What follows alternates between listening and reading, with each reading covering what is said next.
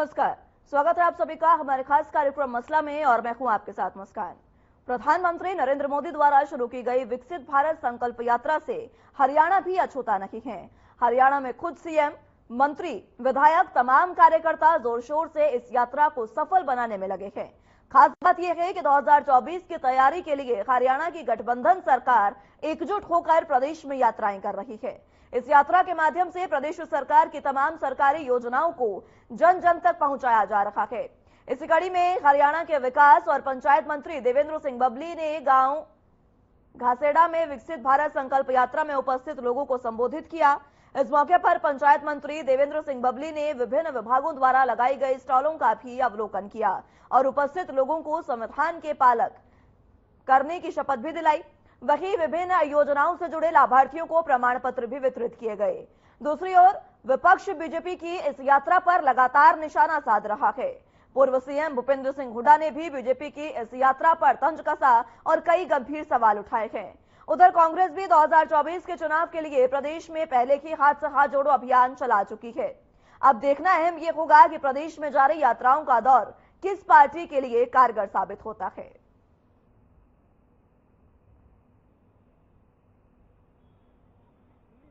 देखिए, ये हमारे देश के प्रधानमंत्री जी ने छोटे से गांव से इस यात्रा की शुरुआत की, भारत देश के गांव से, और आज हरियाणा सरकार की 30 तारीख से इसकी शुरुआत माननीय हमारे मुख्यमंत्री जी ने फरीदाबाद से की। आज हर जिले के, पूरे हरियाणा प्रदेश के हर गांव तक ये यात्रा पहुंचेगी। करीब 58 वैन सरकार ने तैयार करके जनता के बीच में अधिकारियों को बिठाने का काम किया है, ताकि सरकार गाँव में पहुंचे और जो मूलभूत सुविधाएं हैं, जो योजनाएं, परियोजनाएं हैं, उनको लोगों को जागरूक भी किया जा सके और जहां जिनमें कोई खामियां कमियां उनको पूरा करके वो लाभ आखिरी छोर बैठे पात्र परिवार है उनको मिल सके। मंत्री जी, इस यात्रा का असली मकसद क्या है? असली मकसद जिसका हक है उसको मिले। आज आप देखेंगे कि एक टेक्नोलॉजी का जमाना है, उसमें बहुत बड़ा बदलाव हमारी हरियाणा सरकार ने किया है। पहले बिचौलिए होते थे, दफ्तरों के चक्कर लगाने पड़ते थे।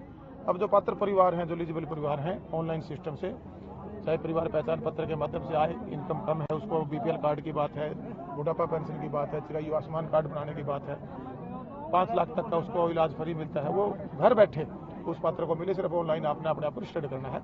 इस यात्रा का मकसद ये है कि उसका लोगों को जानकारी हो, अवेयरनेस आए और लोग जो पात्र परिवार हैं उसका लाभ उठा सकें।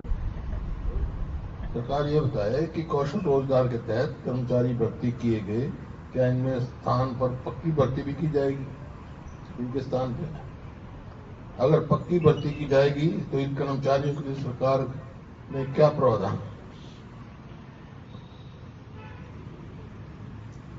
कुल मिलाकर जो है कौशल रोजगार निगम जो है युवाओं के भविष्य के साथ खिलवाड़ है। यह सरकार इस निगम के जरिए प्रदेश के युवाओं का शोषण कर रही है।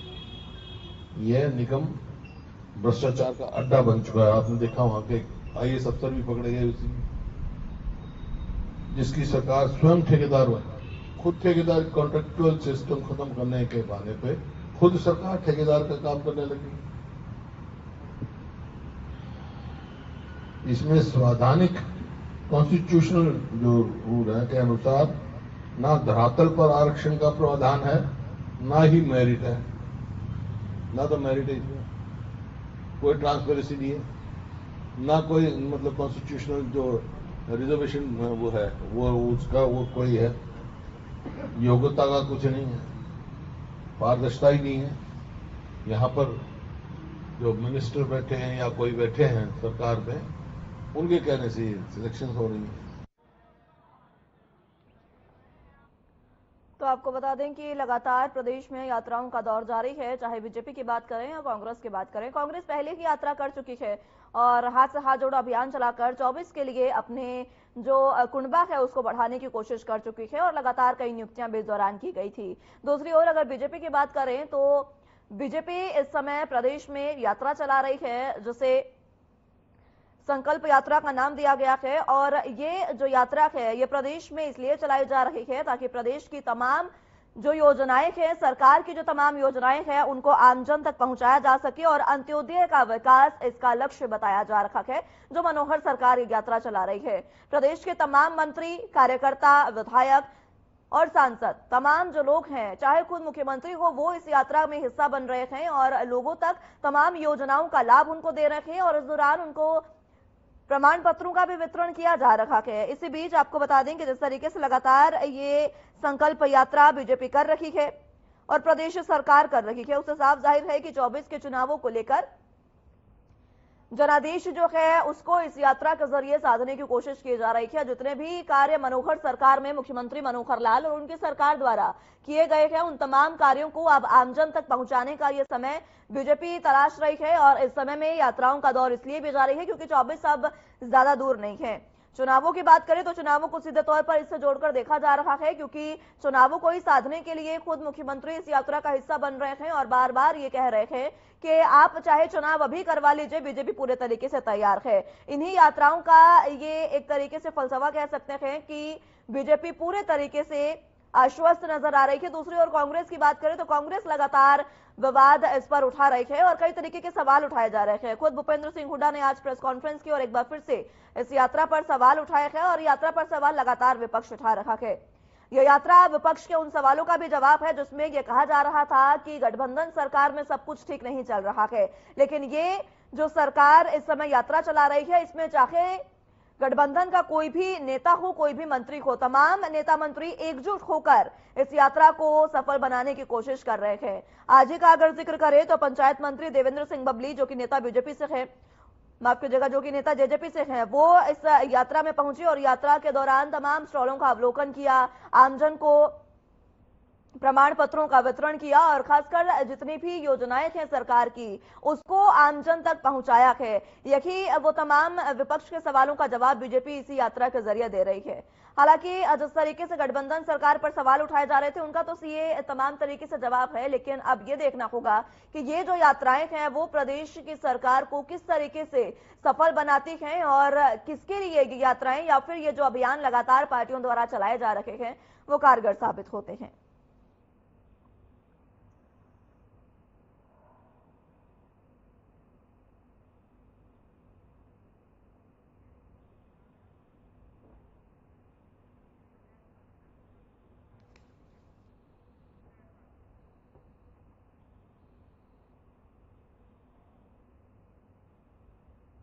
चलिए तो इसी पर चर्चा की शुरुआत कर लेते हैं। तमाम गेस्ट हमारे साथ मौजूद हैं, उनका तारुफ आपसे करवा देते हैं।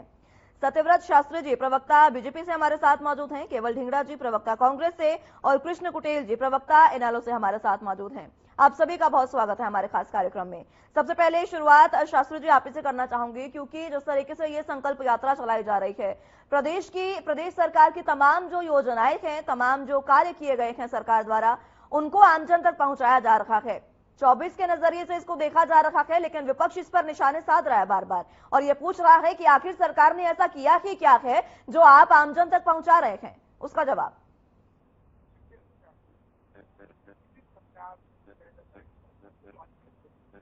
पॉलिसी है जो लाभार्थी हैं, जिसकी उसने घोषणा की है।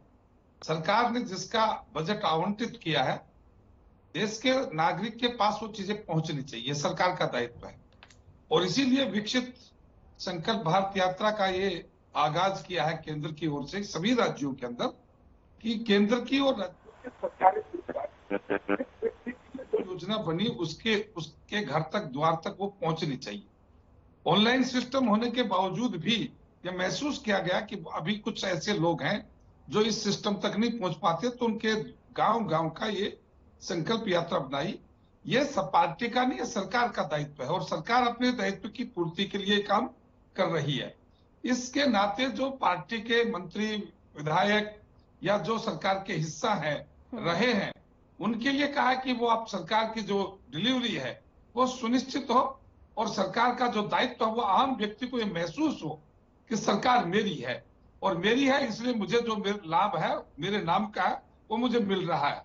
और इसी विषय को लेकर आम व्यक्ति इस बात को लेकर कि सन 1947 में जब देश आजाद हुआ तो 2047 में देश को 100 वर्ष होंगे और 100 वर्ष में क्योंकि आज का जो युवा ये संकल्प ले कि आने वाले 2047 में मैं इस देश को विकसित राष्ट्र के रूप में देखूं, तो एक संकल्प के साथ सरकार का सहयोग उन लोगों के लिए जो सरकार के अधीन है, या सरकार की सहायता की उनको जरूरत है, ऐसे लोगों को सरकार सहायता करे और जो सक्षम व्यक्ति हैं वो अपनी सक्षमता से देश के निर्माण में विकसित भारत के संकल्प पूरा करने के लिए अपना योगदान दे। तो ये दोनों प्रकार का है। आने वाले 2047 में विकसित भारत बने और वर्तमान की सरकार की जो डिलीवरी थी वो उससे कोई व्यक्ति वंचित ना रहे, उसके ठीक समय पर ठीक प्रकार से उसकी योजना का लाभ उसको व्यक्ति को मिले। अब इसमें यदि राजनीति है जनता की भलाई के लिए तो देखना चाहिए, राजनीति है तो राजनीति है, लेकिन राजनीति के कारण से ही सरकारें बनती है और वो सरकारें जो है वो अपनी डिलीवरी का माध्यम अनेक प्रकार से रखती हैं। तो ये भी एक डिलीवरी का माध्यम था कि जब किसी व्यक्ति के पास अपनी चीज नहीं पहुंच रही तो सरकार उसके द्वार जाकर वो चीजें उसको दे रही है। और इसी के लिए आम आदमी को ये पहुंचे सरकार की। चंद दिनों पहले तक सरकार की योजनाएं चंद व्यक्तियों के लिए होती थी, चंद परिवारों के लिए होती थी, अनजान व्यक्ति को या जो पार्टी का हिस्सा नहीं होते थे वो सरकार की योजनाओं का हिस्सा नहीं होते थे। लेकिन पहली बार भारत का आम व्यक्ति ये महसूस करने लगा है कि सरकार मेरी है, इसलिए मेरी आवश्यकता सरकार पूर्ति कर रही है। ठीक है, केवल ढिंगरा जी, शास्त्री जी ये बता रहे हैं कि किस तरीके से तमाम जो कार्य योजनाएं हैं सरकार की और जितनी भी तमाम सरकारी योजनाएं आमजन के लिए शुरू की गई है उसके लिए ये यात्रा शुरू की गई है, लेकिन विपक्ष इस पर कई बार निशाने साध चुका है। भूपेंद्र हुड्डा ने भी आज प्रेस कॉन्फ्रेंस की, वो भी एक बार फिर से ये कहते नजर आए कि सरकार ने ये जो पर्ची खर्चे का सिस्टम खत्म करने की बात सरकार कर रही है वो कुछ भी नहीं है, क्योंकि अभी भी प्रदेश में कई ऐसी जगहें हैं जहां पर सिर्फ चयनित लोगों का ही चयन होता है, जैसे हाईकमान से ऑर्डर दे दिया जाता है, सिर्फ उसका चयन होता है, पर्ची खर्ची पूरे तरीके से जो अभी भी प्रदेश में चल रही है। इस तरीके के आरोप लगाया जा रहा है कांग्रेस द्वारा, क्या कहेंगे आप? 9 साल की सरकार रही और इस आवाज बढ़ाओ की सरकार के अंदर आपने देखा कि इस सरकार के अंदर कितना मामले आए, किसानों को कितनी बुरी तरह से इन लोगों ने पीटा, किसानों की जो आवाज नहीं आ पाई क्या चाहता था और किसान के साथ कितनी खिलाफत इस सरकार ने करी, उसको 1 साल तक तकरीबन दिल्ली के आस लाठियां भांजी ठंड के अंदर और उनके ऊपर अश्रु गैस के गोले छोड़े, कीले बिछाई, 750 किसान शहादत कर गया। और उसके बाद कर्मचारियों की बात करें तो करीबन 34% जो है बेरोजगारी दर का आंकड़ा बढ़ गया 9 साल के अंदर और करीबन 30 से ज्यादा पेपर लीक हो गए। आप ये देखिए, एचसीएस जुडिशियल पेपर लीक हो गया, जेई का हो गया, पुलिस भर्ती का हो गया, यूजीसी नेट का हो गया, एसीसी क्लर्कों का हो गया, एचसीएस एग्जीक्यूटिव का हो गया, कई का हो गया, बहुत सारे पेपर लीक हुए इस सरकार के अंदर। और खर्ची पर्ची की बात करते हैं और एक डिप्टी सेक्रेटरी इनके पास जो है वो पैसे लेता हुआ पकड़ा गया, कई करोड़ रुपए ले रहा था और वो अपने दफ्तर में पकड़ा गया।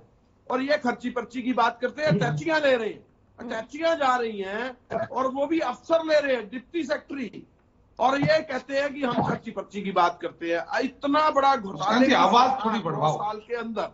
ठीक है। और उसके बाद देखिए, अगर हम देखें किसान, कर्मचारी और अगर देखें बिजनेसमैन, उनके ऊपर क्या हाल किया इन्होंने। ये एक तरह से उनको दंड दिया गया कि जीएसटी की अनर्गल जो अमाउंटें हैं वो उनके ऊपर थोप दी गई। देखिए 12%, 18%, 28%, उसके बाद 40%, फिर 70% और फिर पेट्रोल डीजल पे 150% टैक्स ले रही है सरकार। तो आप ये देखें किस तरह से उनको प्रताड़ित करने का जो काम किया, जिससे सारे बिजनेस आप ठप हुए पड़े हैं। आप ये देखें, इस सरकार ने बातें तो बड़ी बड़ी करी लेकिन काम जो है धरातल पे कोई नहीं किया। अगर धरातल पे कोई काम किया होता तो दिखता। 9 साल के अंदर 3 बार हरियाणा जला, 100 आदमी पुलिस की गोली का शिकार हुए और उनके माथे और छाती पे गोलियां चलाई गई इस सरकार के द्वारा। और उसके बाद कोई भी ये चीज है कि हठधर्मी इतनी है कि किसी को पूछा भी नहीं गया कि वो हरियाणा के लोग थे, दड़ दड़ मर गए, उनकी फैमिलियां भी ऐसे ही रही, कोई किसी को पूछने नहीं जाता। आप देखिए, हम जो है लगातार सवाल उठा रहे हैं 9 साल से और लगातार जो है ये सरकार जो है, अब चाहे कुछ भी बात करें, आप विकास यात्रा की बात कर रहे हैं।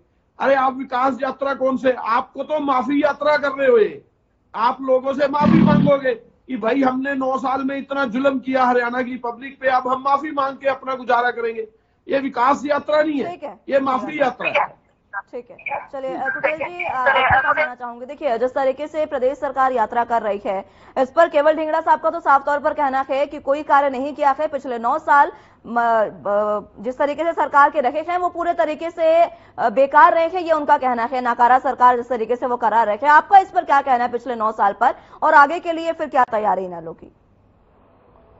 मुस्कान जी, जनता जो है कि सब जानती है कि भारतीय जनता पार्टी की सरकार ने 9 साल के अंदर जो है कि कितने काम किए हैं।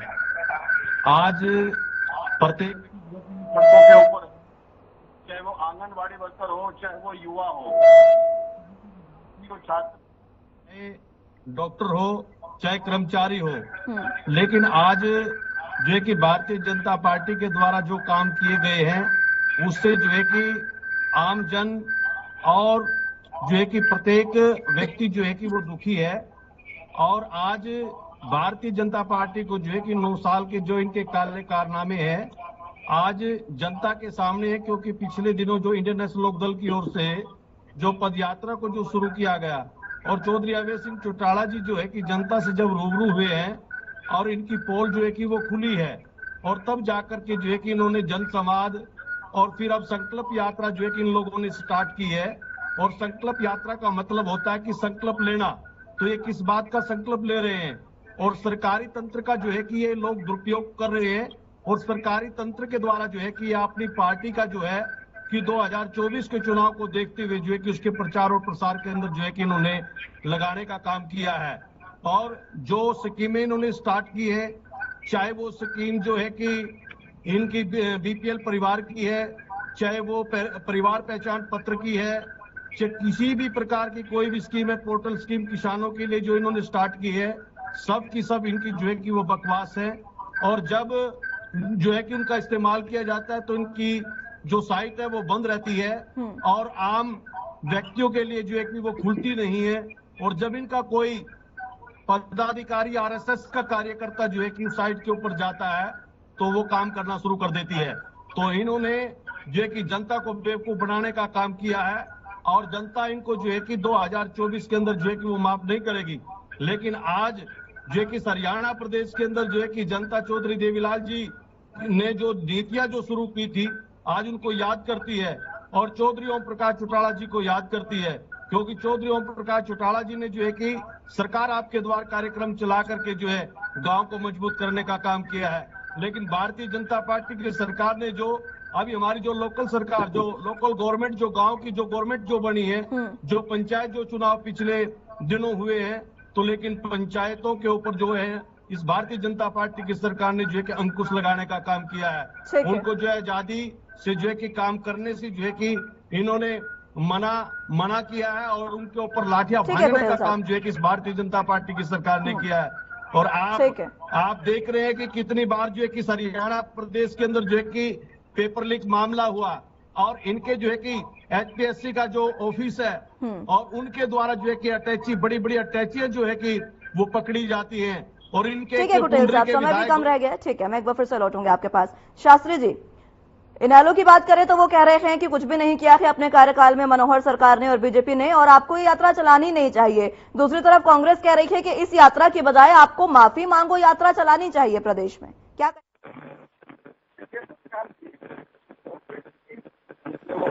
जा सकती है, क्योंकि 3 राज्यों में जो बम्पर जीत भारतीय जनता पार्टी को मिली है उससे कांग्रेस के अंदर बौखलाहट होना स्वाभाविक है। लेकिन कृष्ण कुटेल जी तो अनावश्यक, क्योंकि आंगन न नोमन तेल होगा न राधा नाचेगी, उनके पास न आगे कुछ है, न संभावना है, न कहीं आगे है। वास्तव में मैंने जो कहा कि हर सरकार का अपना दायित्व है कि उसने जो लोगों से संकल्प किया या वादा किया उसको डिलीवरी उसके कार्यकाल तक पहुंचनी चाहिए। और उस सरकार के दायित्व की पूर्ति के लिए केंद्र में नरेंद्र मोदी जी और हरियाणा राज्य में मनोहर लाल जी की सरकार और सरकार के हिस्से गांव गांव गली गली घूमकर ये चीज कर रहे हैं। ये लोग आज तक ऐसा काम नहीं कर पाए। जो अभी कह रहे थे कि पेपर लीक हुए, हर बार हर डिबेट में संख्या बढ़ती है, लेकिन संख्या कितनी भी हो, एक रिकॉर्ड बता रहा हूं, 492 लोग अंडर लोग हैं आज जेलों के अंदर। एनसीबीआर और की एक टीम भी के अनुसार ऐसा पेपर नहीं किया जो मुकाबले 2022 के अंदर जो भ्रष्टाचार के मामले बढ़े हैं, और उसके महिलाओं थे उसकी भर्ती हुई है, यौन शोषण के मामले में। ठीक है ठीक है के अंदर ठीक है, आपके सवाल का जवाब मैं ले लेती हूँ। ठीक है, बीच में नहीं। उन्होंने ठीक है जानबूझकर कुटेल जी। जो पेपर आउट करके और जो प्रत्याशी उसमें विष्णु कुटेल जी, आपको समय दिया जाएगा, अपने समय में बोलिएगा प्लीज, जनता का समय व्यर्थ होता है ऐसे। शास्त्री जी जल्दी अपनी बात पूरी करेगा, समय समाप्त हो रहा है। इसलिए ये जो विकसित भारत यात्रा, संकल्प यात्रा है, ये सरकार की जो आम व्यक्ति के लिए जो डिलीवरी उसके घर तक होनी चाहिए थी, मैक्सिमम हमारे पास पहुंची है। ठीक है शास्त्री जी, कृष्ण कुटेल जी का सवाल है, एनसीआरबी के आंकड़ों का वो जिक्र कर रहे थे, हवाला दे रहे थे कि एनसीआरबी के आंकड़ों में भ्रष्टाचार और महिलाओं के खिलाफ जिस तरीके से तमाम जो केसेस दर्ज हुए थे उसमें बहुत ज्यादा वृद्धि हुई है। जनसंख्या की वृद्धि के अनुपात में अपराध की वृद्धि होना यह स्वाभाविक है, लेकिन ऐसी कोई घटना जो जिसको सर्वसार किया हो, जैसे राजस्थान की घटनाएं हैं, इस प्रकार की घटनाएं हरियाणा में नहीं है, लेकिन हुई है। उसके लिए हम उसके ऊपर प्रयासरत हैं कि वो मिनिमाइज हो। ऐसा नहीं कि सरकार का उस पर नजर ना हो और सरकार ने उस पर काम ना किया हो। 112 के डायल की बात है, महिला थाने की बात है, दुर्गा शक्ति वाहन की फोर्स की बात है, ऐसी तमाम व्यवस्थाओं में सरकार ने आगे बढ़कर के, ऐसा नहीं कि हाथ पाथ धर के बैठी है। ठीक है शास्त्री जी, आगे बढ़ते हैं। केवल किसी भी प्रकार ठीक है जो आम व्यक्ति को जरूरत महसूस होती है कि सरकार मेरे साथ यहाँ खड़ी दिखाई देनी चाहिए, सरकार वहां खड़ी है, मजबूती से है और मजबूती से रहेगी। और इसी का प्रत्यक्ष प्रमाण जो है वो 3 राज्यों की सरकार, जनता ने आम सबको समय समाप्त हो रहा है, आगे बढ़ते हैं। ठीक है, केवल ढींगरा जी अपनी बात रखें। हमारा देश का प्रधानमंत्री बनाने के लिए जनता लालायित है। देखिए मुस्कान जी, बात ये है, अभी शास्त्री जी ने एक जिक्र किया कि 3 स्टेटों में इनकी बम्पर जीत हुई है। मैं 3 स्टेटों का थोड़ा आंकड़ा देना चाहता हूँ। 3 स्टेटों के अंदर कांग्रेस को सिर्फ 8 लाख वोट कम मिले हैं। ठीक है, बाकी इन करोड़ में वोट पड़े हैं, इन करोड़ में वोट पड़े हैं और सिर्फ कांग्रेस को 8 लाख वोट कम मिले हैं। अगर हम चारों स्टेटों का जिक्र करें तो हमें 9 लाख वोट ज्यादा मिले। ठीक है ढींगरा साहब, जल्दी से समाप्त बढ़े नहीं क्या ढींगरा जी? ठीक है शास्त्री जी, बीच में प्लीज, समय समाप्त हो रहा है, आखिरी कमेंट है प्लीज, फाइनल कमेंट ढींगरा साहब। देखिए जहां तक चुनाव की बात है, चुनाव हमारी 3 स्टेट में हार हुई है, एक हमने जीता है, लेकिन जो 3 स्टेट है उसमें हमारी सिर्फ 8 लाख वोट कम है। और अगर हम चारों स्टेटों का जिक्र करें तो 8, 9, 10 लाख वोट ज्यादा है। फाइनल कमेंट ढींगरा साहब, जल्दी से, 15 सेकंड मेरे पास। मैं आपको ये कहना चाहता हूँ, ये सरकार जो है अब जाने को तैयार खड़ी है। इसका एक और प्रमाण दे देता हूँ। 2004 से पहले इन्हीं तीनों स्टेटों के अंदर जब चुनाव हुआ था तो कांग्रेस की सेंटर में सरकार बनी थी उसके बाद, और 2019 के बाद यही तीनों स्टेटों का चुनाव जब हुआ था तो उसमें जो हम जीते थे तो मोदी जी दोबारा रिपीट कर गए थे। और अब जो है, जो ये चुनाव होगा इसमें इन्होंने जीती है। ठीक है, चलिए समय समाप्त हो चला है। कुटेल जी, माफी के साथ आपको धन्यवाद करना चाहूंगी कि नहीं लौट पाऊंगी आपके पास। बहुत बहुत शुक्रिया आप सभी का हमारे साथ जुड़ने के लिए और तमाम अहम चर्चा हमारे साथ करने के लिए। लेकिन जिस तरीके से लगातार प्रदेश में यात्राओं का दौर जारी है और ये यात्राएं आने वाले समय में कितनी कारगर किस पार्टी के लिए साबित होती है, क्योंकि चाहे बीजेपी हो, चाहे कांग्रेस हो या फिर इनेलो, तीनों पार्टियां जो है वो प्रदेश में यात्राएं कर रही है। बीजेपी की चल रही है, कांग्रेस और इनेलो कर चुकी है। अब ये यात्राएं किसके लिए कितनी कारगर साबित होंगी आने वाले चुनावों में, ये देखना अहम होगा। फिलहाल के लिए मेरे साथ इस बुलेटिन में बस इतना ही। नमस्कार।